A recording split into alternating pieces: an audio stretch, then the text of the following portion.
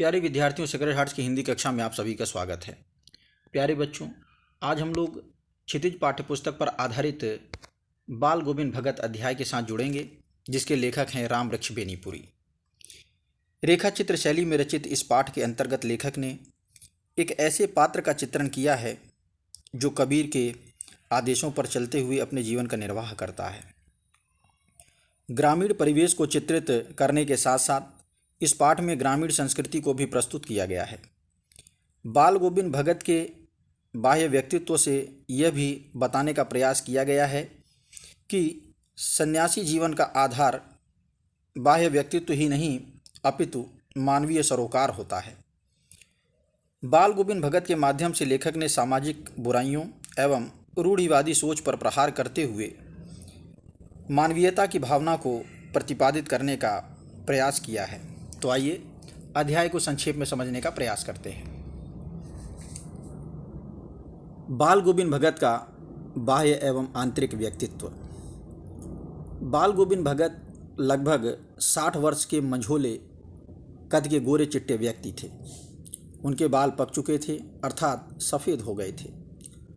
वह बहुत कम कपड़े पहनते थे।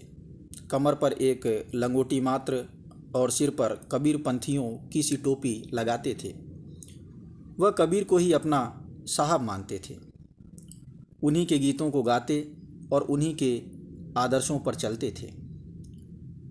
वह कभी झूठ नहीं बोलते थे और सबसे खरा व्यवहार करते थे। इसका अर्थ यह नहीं है कि वह कोई साधु थे। उनका एक बेटा और पतोहू अर्थात पुत्रवधू थी। थोड़ी सी खेतीबाड़ी और एक साफ सुथरा मकान था।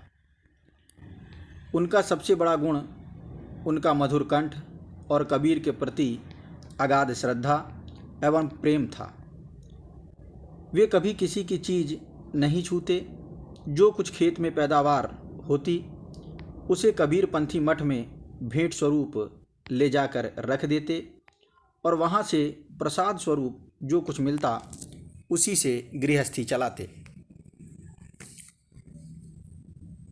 बाल गोविंद भगत का संगीत के प्रति अगाध प्रेम। आषाढ़ की रिमझिम में जब समूचा गांव हल बैल लेकर खेतों में निकल पड़ता और बच्चे भी जब खेतों में उछल कूद कर रहे होते, उसी समय सबके कानों में एक मधुर संगीत लहरी सुनाई देती। उनके कंठ से निकला संगीत का एक एक शब्द सभी को मोहित कर देता। तब पता चलता है कि बाल गोविंद भगत कीचड़ में लिथड़े हुए अपने खेतों में धान के पौधों की रोपनी कर रहे हैं। काम और संगीत की ऐसी संयुक्त साधना मिलनी बहुत मुश्किल होती है। भादों की आधी रात में भी दादुरों की टर टर से भी ऊपर बाल गोविंद भगत का संगीत सुनाई पड़ता है। जब सारा संसार निस्तब्धता में सोया होता है, तब बाल गोविंद भगत का संगीत सभी को जगा देता है। कार्तिक में बाल गोविंद भगत की प्रभातियाँ प्रातःकाल में ही आरंभ हो जाती हैं। माघ में दांत किटकिटाने वाली भोर में उनकी अंगुलियाँ खंजड़ी पर चलना आरंभ कर देती हैं और गाते गाते वह इतने जोश में आ जाते हैं कि उनके मस्तक पर श्रम बिंदु चमक पड़ते हैं। गर्मियों की उमस भरी शाम में मित्र मंडली के साथ बैठकर संगीत में इस प्रकार लीन हो जाते थे कि उनका मन तन पर हावी हो जाता था, अर्थात वे सब गाना गाते गाते नृत्य भी करने लगते थे। सुख दुख से ऊपर बाल गोविंद भगत का चरित्र। बाल गोविंद भगत की संगीत साधना का चरम उत्कर्ष उस दिन देखने को मिला जब लोगों को यह पता चला कि उनका पुत्र बीमारी के बाद चल बसा। लोग जब उनके घर पहुँचे तो देखा कि भगत ने मृत पुत्र को चटाई पर लिटाकर एक सफ़ेद कपड़े से ढक रखा है तथा उस पर कुछ फूल और तुलसी दल बिखेर दिए हैं। उसके सिरहाने एक चिराग जलाकर आसन जमाए हुए गीत गाए जा रहे हैं।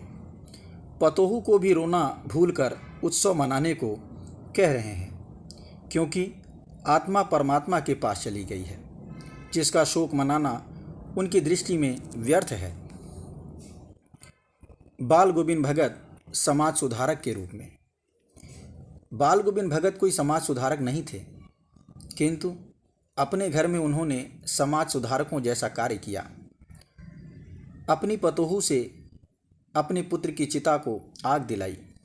श्राद्ध की अवधि पूरी होने पर पतोहू के भाई को बुलाकर उसके साथ भेजते हुए कहा कि इसका पुनर्विवाह कर देना, अभी यह जवान है। पतोहू के मायके न जाने की जिद करने और यह कहने कि मेरे जाने के बाद आपके खाने पीने का क्या होगा, किंतु वे अपने निर्णय पर अटल रहे। बाल गोविंद भगत का अंतिम समय। बाल गोविंद भगत की मृत्यु भी उनके व्यक्तित्व के अनुरूप शांत तरीके से हुई। करीब 30 कोस चलकर वे गंगा स्नान को गए और वहाँ साधु सन्यासियों की संगत में जमे रहे। उन्हें स्नान की अपेक्षा साधु सन्यासियों की संगत अधिक अच्छी लगती थी। वहाँ से लौटकर उन्हें बुखार आने लगा। इस पर भी उन्होंने अपना नित्य नियम दोनों समय का गीत, स्नान, ध्यान और खेती बाड़ी देखना इत्यादि नहीं छोड़ा। लोगों ने नियमों में ढील देने को कहा तो हंसकर टालते रहे और शाम को भी गीत गाते रहे, किंतु उस दिन उनके गीतों में वह बात नहीं थी। अगले दिन भोर में भगत का गीत न सुनाई देने पर लोगों ने जाकर देखा तो वह स्वर्ग सिधार चुके थे। धन्यवाद।